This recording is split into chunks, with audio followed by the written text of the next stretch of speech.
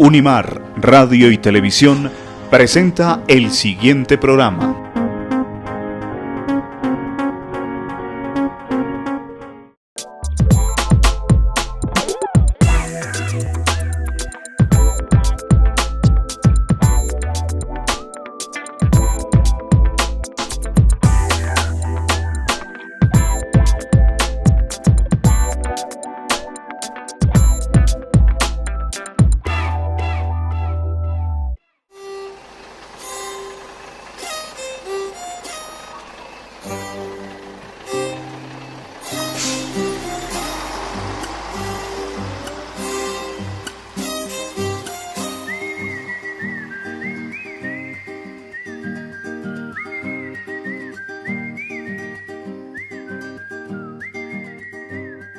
Hola, bienvenidos nuevamente a Escenarios, el programa de la Universidad Mariana que promueve el diálogo entre fe, ciencia y cultura.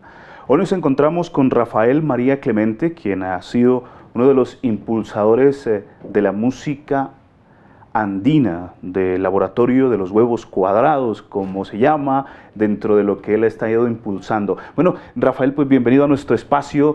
Usted es originario de Roma y una persona que es de Europa. ¿Por qué se interesa por la música andina, especialmente latinoamericana? Es la misma pregunta que me hago todas las mañanas cuando me despierto, ¿no? Es un misterio, de verdad. Éramos muy jóvenes y escuchamos los sonidos de las flautas de los Andes, y a esa edad no se necesitan motivos para hacer las cosas. Fue un llamado muy profundo que con mi hermano Felice María recogimos y que fue la posteriormente brújula de nuestra existencia hasta ahora. Bien. ¿Y cómo llegan en ese momento que pues, reciben ese llamado, esa iniciativa, esa intención a América Latina para empezar este proyecto? No, eso fue muchos años después. América Latina en esos años era mucho más lejana de lo que es ahora, ¿no? O sea, es este océano que separa Europa de América era mucho más grande en los años 70.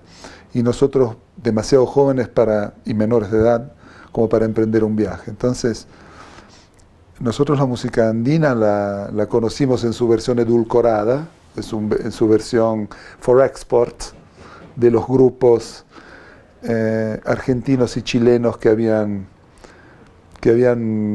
viajado a Europa y que en ese tiempo lanzaron esa moda que tuvo su acogida incluso muy fuerte en esos años. Se abrió un nuevo rubro en lo que era el mercado discográfico, ¿no? El rubro música andina, sobre todo en Francia, posteriormente con el golpe de Estado en Chile, los grupos exiliados, Quilapayún, Inti Illimani, en Europa, también se fueron sumando a ese movimiento. Y justo en los años 70 hubo una fuerte moda en nuestro país, ¿no? Nosotros éramos poco menos que adolescentes y fue en ese tiempo que entramos en contacto por primera vez con esos sonidos. De ahí la decisión de armar un pequeño primer grupo entre amiguitos del colegio y después conseguir los instrumentos, todas cosas muy difíciles en esos años allá. Esto duró hasta el 80, fecha en la cual decidimos, contra la voluntad de nuestras familias, de hacer de este oficio nuestra profesión, cosa que nuestros padres nos prohibieron tajantemente. ¿Qué razones les daban? Nada, simplemente que ellos nos habían educado como buenos intelectuales que eran. Nuestro papá enseñaba en la universidad y nuestra mamá en el liceo. Nos habían enseñado a proyectar nuestra vida no en función del dinero, sino en función de nuestra realización personal. Y nosotros muy bien habíamos recogido esa invitación. Y fue exactamente lo que le respondimos cuando nos preguntaron cómo se nos había ocurrido. Ya. Ustedes en los años 80 comienzan toda esa iniciativa. ¿Cómo encuentran a su llegada a Latinoamérica esa realidad? ¿Cómo inician? El proyecto se gesta en Italia desde, digamos, el 75 hasta el 85, o sea, hasta mediados de los años 80. En esos 10 años, nosotros entramos en contacto con la música andina, empezamos a pasar por varios referentes comerciales, posteriormente descubrimos que hay otra música andina no comercial y que nos cautiva más que cualquier otra. Empezamos a tratar de mover los primeros pasos en ese mundo musical, grabamos Jaguar Fiesta, que es un doble LP vinílico, fechado 83, y a mediados de los años 80 hacemos un primer viaje a América Latina. O sea, y llegamos a Perú, Bolivia, Ecuador, etc. Y tenemos un primer impacto con este continente, un shock fuertísimo. La diferencia era enorme en ese tiempo. Ahora para todos ustedes, danza sacra.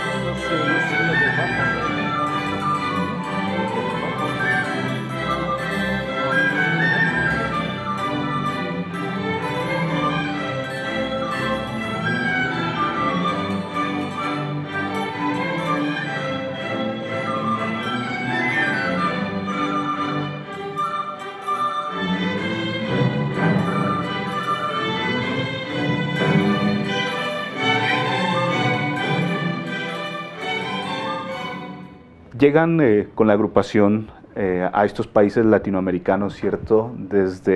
Con esa pasión por la música andina. Y en sus presentaciones, en su camino, me imagino, han pasado diferentes etapas con las agrupaciones. Por ejemplo, todos los que vinieron eran de Italia.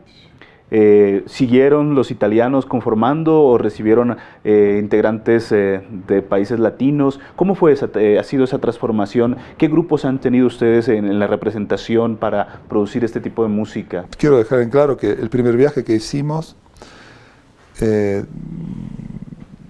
no fue un tour de conciertos, fue un viaje, no tocamos nunca. O sea, no teníamos ni instrumentos, al contrario, los adquirimos.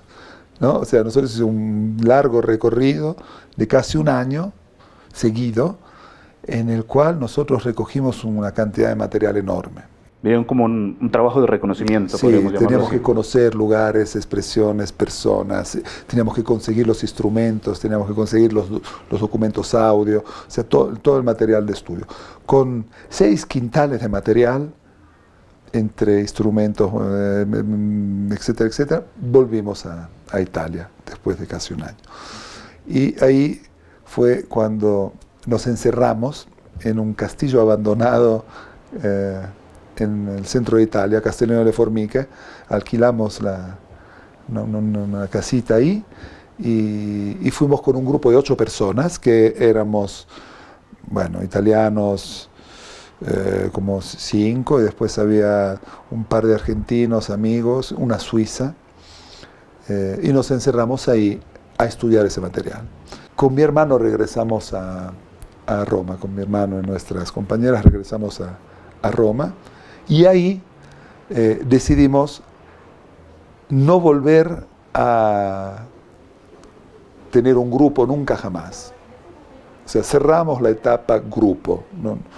Y Trencito Lozane empezó a grabar sus discos. Solo se tenía el LP anterior al viaje. Después del viaje, después de esa experiencia en Castellino delle Formiche, Trencito Lozane deja de ser un grupo, se inscribe en el registro público como asociación cultural en Italia, y empezamos yo y mi hermano a grabar los discos, que fueron Espresso Transandino, Hermano Residente, La Scoperta de Colombo, Zigzag, y después todos los otros 22, ¿no? Hasta llegar a grabar el último disco del Trencito de los Andes, Opus Primum, que es el fruto de un descubrimiento de orden científico y obviamente musical. Yo creo una nueva forma de notación musical que se llama partitura micrónica, una nueva forma de semiótica musical. Gracias a esa invención, por fin nosotros llegamos a cumplir con nuestro objetivo, o sea, llegamos a desentrañar la interpretación de los indígenas americanos, ¿no? Como ellos interpretan la música. Bien, estamos en diálogo con Rafael María Clemente, quien hace parte de la Fundación El Laboratorio de los Huevos Cuadrados, que es un nombre que después de estos mensajes le preguntaremos qué significa, por qué este nombre tan curioso, y también sobre cómo trabajar en un ambiente latinoamericano, el apoyo que han recibido frente a esta iniciativa del rescate de la música andina, de darle la fundamentación, darle la importancia que requiere la misma y su reconocimiento. Ya volvemos con Telepasto, Mirada Sur. La Unidad de Proyección Social de la Universidad Mariana invita a niños, jóvenes y adultos a participar de los diferentes cursos que se ofrecen en las modalidades de Artes y Oficios, Refuerzo Escolar, Música, Desarrollo Técnico. Informes en nuestra sede. Inscripciones abiertas. El capital, las inversiones, las finanzas y la administración son áreas en las que profundizas a través de la maestría en Gerencia y Asesoría Financiera de la Facultad de Posgrados y Relaciones Internacionales de la Universidad Mariana. Marca la diferencia y déjate orientar por los mejores docentes del país. Inscripciones abiertas. Informes 731-4923, extensión 164, www.umariana.edu.co. Los personajes de los diferentes ámbitos sociales, líderes académicos, regionales, nacionales e internacionales en Escenarios, bajo la conducción del periodista Felipe Andrés Criollo, un programa que propicia el diálogo entre fe, ciencia y cultura. Escenarios, domingos 5:30 de la tarde, miércoles 1:30 de la tarde y viernes 8:30 de la noche. Una producción de Unimar Televisión para Telepasto, Mirada Sur. Continuamos con Telepasto, Mirada Sur. Muy bien, seguimos en diálogo con Rafael María Clemente, el invitado especial en Escenarios en este día. Rafael, ¿quién es en su vida académica? Rafael es músico, se preparó, ¿y por qué ese nombre de el Laboratorio de los Huevos Cuadrados, que es tan particular? La primera pregunta es sobre mi formación. Sí. Yo no tengo ninguna formación. En realidad yo dejé el colegio justamente porque quería hacer música andina y tenía 14 años. Y nunca más volví a pisar un instituto, digamos, de formación. Ni formal, común, ni musical. Bien. ¿Y por qué ese nombre de Laboratorio de los Huevos Cuadrados? Bueno, Trencito de los Andes tenía un nombre que era emblemático en cuanto a sus propios objetivos, que tenía mucho que ver con un viaje dentro de los Andes, ¿no? Un viejo libro de Jules Verne, Viaje al centro de la Tierra, no sé si acá tiene difusión ese libro, ¿no? Nos inspiró en aquella época. Nosotros veíamos el mundo andino como ¿no? un planeta autorreferencial y la música, un planeta musical autorreferencial, y Trencito de los Andes quería viajar al corazón de ese planeta. En ese sentido, la palabra Andes no podía faltar en el nombre. Y el tren el trencito es un vector privilegiado para cierto tipo de viajes. Y de verdad fue un nombre muy muy adecuado, ¿no? para la misión y los objetivos que teníamos. Y cuando llegamos al centro del planeta Música Andina, descubrimos que la realidad era otra. Para salir, o sea, para hacer este viaje al revés, salir afuera, tuvimos que cambiar el nombre porque tuvimos que cambiar de filosofía. O sea, cosas que Trencito de los Andes creía que fueran reales y que fueran ejes. En realidad, al tocar con mano la verdadera composición de esta música, la verdadera celularidad de esta música, descubrió que no era así. O sea, que lo que se creía en realidad no era. Y a costa de decir cosas impopulares, me toca, es una cuestión de responsabilidad, te hago un ejemplo concretísimo para entendernos bien. Cuando una persona intenta hacer algo que otra persona sabe hacer y no lo logra, por antonomasia, él es un maestro, porque sabe hacer algo que vos no sabes hacer. Y para Trencito de los Andes, los pueblos indígenas eran capaces de hacer algo que el Trencito de los Andes quería alcanzar y que no consideraba que no lo estaba alcanzando. A pesar de que los pueblos indígenas ya nos habían consacrado como mejores ejecutores de su propia música, por ejemplo, es el caso de los indígenas de Otavalo con Zigzag, ¿no? Los indígenas de Otavalo elevaron Zigzag a representancia, a la más alta representancia de su propia música. A pesar de que ellos nos consideraban así, nosotros no considerábamos haber cumplido con nuestro objetivo.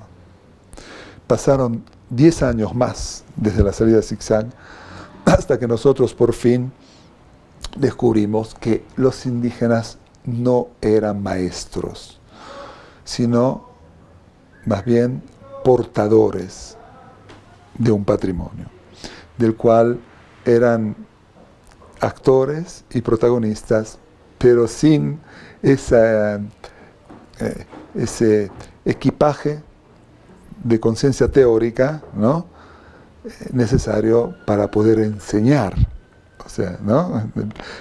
Transmitir de forma no oral, claramente, ¿no? Entonces, como este descubrimiento lo hizo Trencito de los Andes, Trencito de los Andes entendió la exigencia de cambiar de identidad, porque el mensaje que quería transmitir era casi opuesto, ¿no?, al que se había. Entonces ahí nace el laboratorio de los huevos cuadrados. El nombre es a su vez laboratorio, explícitamente un lugar, digamos, un espacio imaginario en el cual la experimentación, la creación, la experimentación es soberana, ¿no? La utopía del huevo cuadrado. Exacto, y el huevo cuadrado es un imposible, ¿no? Es un imposible, es el laboratorio de los imposibles. Zigzag, zigzag, zigzag.